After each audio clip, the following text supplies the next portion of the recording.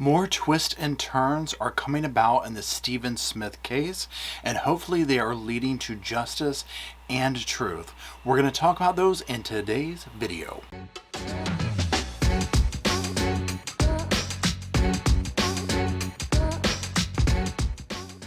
Hello everybody and welcome back to the sofa. That's the sofa behind me with our mascot Roscoe P. Coltrane holding it down back there, and my name is Paul. Today we're going to be continuing our discussion about Steven Smith. This is a young man who lost his life. He was found in the middle of the road. It was initially listed as a hit and run. Massive changes, progress has been made in this case, and so I want to talk about some of those today. Specifically, what we're going to be doing is, well, first of all, just look at a couple of headlines to put everybody on the same page, and then what I'm going to do is look at a press conference that was held with the family's attorney, his mother, and talk about a few of the clips and use those as talking points for the case overall. And again, before we get into it, just keep in mind, no one has been accused of anything yet. This definitely has a lot of, the Murdaug's name attached to it, but none of that has been proven yet. So let's just remember, it's all, alleged and that kind of stuff right now. And the main focus, of course, is bringing truth to whatever happened to him, and then justice if that is called for. Now, I'm first going to start by putting up a little headline on here, and as you can see, it says Steven Smith death probe. South Carolina law enforcement says progress has been made. So obviously this is major. This is the whole point of the video. Now, moving on, it says the probe was never closed and remains a homicide investigation. According to the statement, progress has been made and SLED's investigation is active and ongoing. The release did not disclose the nature of the progress. SLED Chief Mark Keel has assigned additional agents to work the case in the hopes that those who may know what happened to Mr. Smith are more willing to speak freely now than they may have been in 2015 or 2021. Now, one thing that's going on here obviously is with the situation that has taken place with Alex Murdaugh, and if you've watched the documentaries, when the situation happened, when Steven's death happened, the Murdaugh name was brought up a lot in this, and so it kind of seemed like because of that, a lot of people didn't want to speak and that type thing. Well, now that that reign is essentially over with, it seems like, they're continuing on, because if you remember, if you watched the documentary, if you didn't, first responders, people who came to the scene first, highway patrol people like this, they were like, this isn't a hit and run. There's no evidence to suggest this, but it kind of was seemingly swept under the carpet is what it looked like, right? And now that doesn't seem to be the case. It seems like they're going to be looking at it. Well, the mother has raised enough money to have the body exhumed, and we're going to listen to some clips from the family attorney about that. So in general, that's the 2-cent version of what's going on here. Let's now move to those clips so we can learn more about the case in general, but also the progress that is being made. And what we're going to do is start over. We're going to hire experts who are going to come into this case with a fresh set of eyes, with an open mind, without any preconceived conclusions, being objective, and wherever the facts go, that's where the investigation will go. And really, that's all anyone could ask for. Fresh eyes, no strings attached, no nothing. Let's look at the evidence and see where that takes us.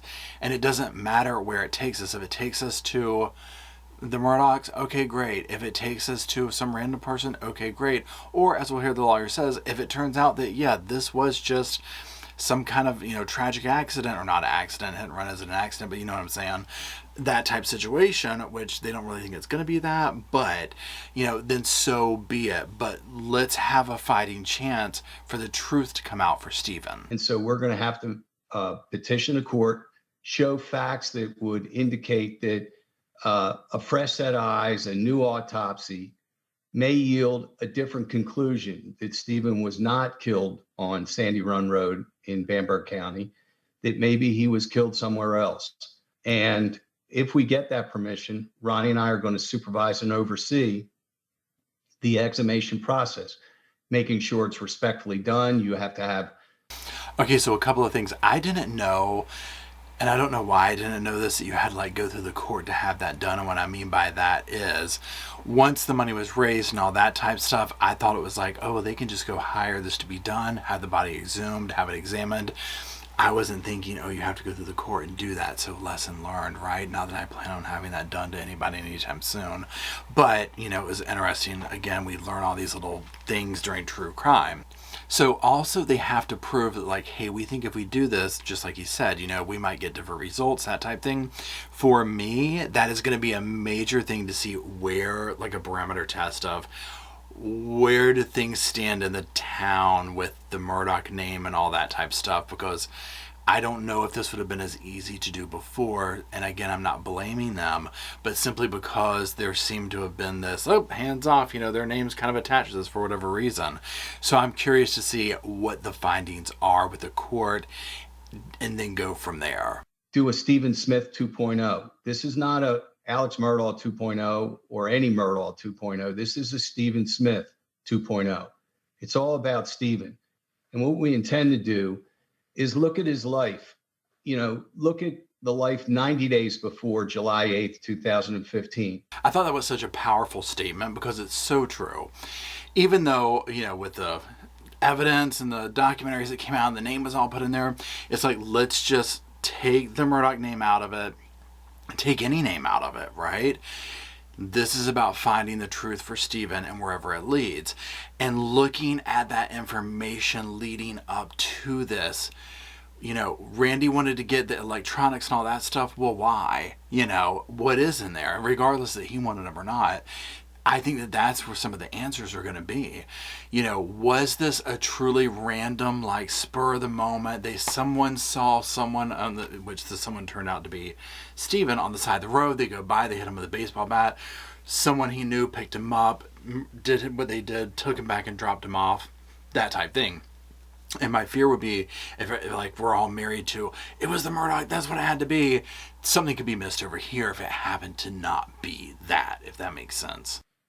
We think a lot of the pre-death communications can be relevant. We also think that post-death communications on different people could yield some information. I think that's very interesting too, the post-death communications, whether that means like people trying to contact him, that type thing. Because again, as we'll hear here in a minute, he was a very secretive young man. You kind of have to be with that lifestyle, growing up gay, especially in a small town, you learn to kind of keep some things secret, right? For self-preservation. And so it's nothing against him. It's just how it is. And so some of that stuff, like whether it be he might have been seeing someone or, who knows, right? But I think that a lot of answers could come from the devices and who he was talking to, what he was doing, that type thing. We think that he did not die on that road that fateful night. We think that there was other reasons and other causes that caused his death. I mean, amen, right? Now, granted, I ain't no crime scene, person or whatever, but just watching the stuff that I have and whatnot, something just seems off about that. I do not think that boy got struck randomly by a car or, a rear view mirror or whatever, right? I don't think so. But again, that's just me and my sofa opinion. Our job is not to find out who did it. That's not what we do. We're not law enforcement. We're not doing a criminal case. We're helping in an investigation. And what we're really trying to do is give a mother answers. Exactly. His mother's gone this long without that. And this is the thing too. So much weird stuff surrounded this case, and that she's discussed and whatnot, the weird phone calls, that they were getting about, hey, we want to get in your electronic, we need his electronics, we'll cover the case for free, or we'll do this, and the whole mystery of it to begin with, they know their son.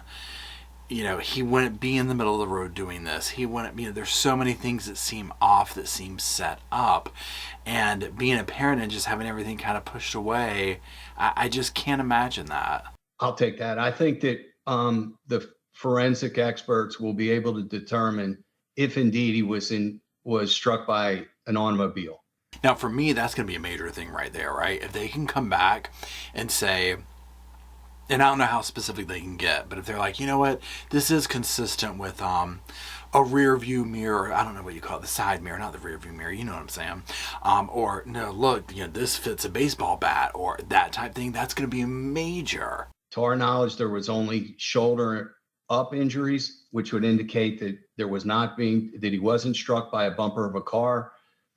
They'll be able to determine fractures that would indicate if somebody was projected being hit by a car, if he was really hit in the back of the head. Now, again, I'm no crime scene person. I'm no, bodies getting hit by a car person. Don't want to be, can't imagine.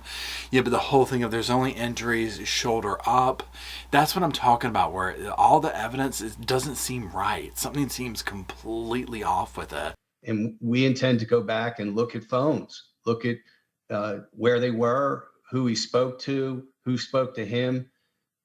Steven had to live a secret life. There's no question about it, being young and gay. And so like I was talking about earlier, having to live that secret life, being young, being gay, living in a town like this, right? Where that's not going to be cool.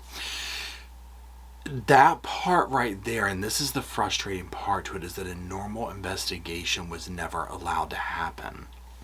And so the phone wasn't done, the fact that it was classified as a hit and run, so prints weren't taken on the car, all these things like that, that's so angering. And one thing that I think that takes place that we've seen with, especially with Alex Murdaugh and the financial crimes he committed, is, he was targeting a lot of times disenfranchised people, people who couldn't, they didn't have a lot of money, or minorities, people who couldn't, speak up for themselves a lot of times, people he could, in his probably viewpoint, victimize pretty easily and take advantage of. And I feel like with Steven, that seems to be the case too. Now, I'm not saying the Murdaughs did this to him specifically, and I don't mean to keep bringing the name up in it, but I'm mostly also sitting here thinking of the fact of how, Randy was representing Steven's father for the workman's comp issue and was like, hey, we'll help you out with this situation. We need to do investigation. We need to get into his phone, his electronics, or whatever, which is totally weird to me. And so it's that kind of involvement which could go either way, right? It's like either they're genuinely like, hey, we're looking out for you, we're already representing you, this is bad, we'll help you out, or something nefarious, right? Because this kind of lines up with the other things, but again, we don't know. And that's the frustrating part, is that simply because of a name being attached to it, people get scared and run, they don't want to speak. And so that's where I'm really hoping with this progress, with this stuff, that will go away, people will come forward, because someone knows what happened.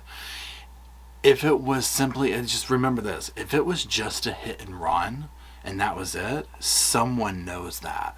Now, mind you, do I expect them to come forward and say, sorry, it was me? No. But, someone knows that, right? Somebody knows the truth. Or maybe a bunch of someones. We don't know, but there needs to be a level playing ground for it to be exposed. Steven would have taken his wallet to get gas. Steven would have made a phone call or two, or tried. I know everybody says, look, we're out in the country and there's, inconsistent cell coverage. But Steven would have made a phone call and tried. So there's going to be evidence of making a phone call. All of these things lead us to believe, in addition to Steven's careful nature that he took in his everyday life because of his lifestyle, we don't think he would be walking down a road, on a country road, when there was a quicker way for him to get home, and he knows the area. He would have done it in a way that he wouldn't have been seen. Exactly, right? Number one, living in a place like this where he might be like, oh my gosh, it's late at night, I'm a target, let me take this, through the cut way, right? I want to know who he tried to call. And I don't know what video it was on, but I was sitting here theorizing where I was like, you know what? Going down the secret life part, like if he had someone that he was seen messing around with, interested in, or whatever, that was maybe his secret person, that could have been the person that he was like, well, let me call them type situation. It's late night, whatever. And so that's what he did. But that could point everyone in the right direction, right? Because we just need to know. But again, I don't know Steven. So people that know him are like, no, 100% would have called his sister. Okay, totally trust that the people who knew him and loved him know him better than I do, right? So that's just my little theory here from the sofa. It doesn't really mean anything. But, it really resonates with me of the attorney here saying, he would have wanted to be out there and seen like that and that fear, because I know for myself what that's like. Yeah, he would, Stephen would, if he did have to walk home, he would have walked through the woods, and there was a cornfield right there. He would have walked through that. He would have made sure that he was not seen by anyone. He would do that to his dad and sister. He would hide and make them find him. So that's what I'm talking about. I mean, this is his mother saying this, the fact of like, oh, he was just in the middle of the road and got hit, no, that just does not sound believable according to those that knew and loved him. We've not mentioned Buster's name one time. This is not about Buster Murdaugh. So this is about Stephen Smith. This is about trying to get answers to questions that his mother desperately needs answers for. So there's no reason to discuss Buster Murdaugh, and there's no comment to make back to Buster Murdaugh. Buster, as we know, has nothing to do with this. And whatever is mentioned in the records, that's what investigators are going to look at. But we have no knowledge at all about Buster or the Murdaughs having anything to do with this right now. We're starting with a fresh set of eyes. Now, this was in response to a question about Buster's statement recently of, I didn't have anything to do with this. And again, I think that they're playing this very nicely of, look, we don't, clean slate. We don't have anything. We're starting over. It's Steven's story. We're going to see where it goes. And that's how it needs to happen, and just go the way the evidence points them. With Creighton Waters, I know that there was a grand jury impaneled on Steven's death, and it's no longer in session. Now, when he said the grand jury thing, I was like, whoa. Because remember, this all got reopened again when this whole Murdaugh thing happened, right? So the assumption, or the, jump to, at least for me, was, well, what did they find that made them want to start reinvestigating this, right? And again, it's not to insinuate that one of them did it, but it's just to say that it's, what did they find? Like, what made them reopen this? Over the past 2 years, remember, this investigation opened up, according to SLED, based upon a finding of something during the investigation of Alex's murder of Maggie and Paul. We don't know what that is. We don't know what caused it. But we want to find out. But I hope to find the real reason for Stephen's death and the real why. As she deserves and as she should. No parent, no mother, no friend, no sister, no anybody should ever have to go through loss like this, but then unanswered questions, nor the nagging feeling of, my loved one doesn't matter to these people. They were swept under the carpet. No one cared. They were just written off and whatever. What a horrible thing. What a horrible, number one, way to leave the earth, but number two, way for people to, treat their memory, their legacy. And Steven doesn't deserve that either. Now, another update that came out just right before I started recording, really, I saw it, was that the release of the information that an R kit was used on Steven when this all went down, which, they're saying this is not really normal for a hit and run. And that doesn't sound normal to me either. But again, I'm not, a professional in that world, so I don't know. But again, that seems so weird. And that's the conflicting evidence, the conflicting behaviors, the conflicting patterns that don't make sense. Why was that done, right? I pray that all the answers and all the justice will finally come to the surface. I'm curious to know what your opinions are on this, so drop it down in the comments. If you're still watching, drop hearts to show love for all the victims, Steven, and the other ones that we talk about here on this channel as well. And until we meet back at the little computer and the ring light and the camera, I'll see you soon.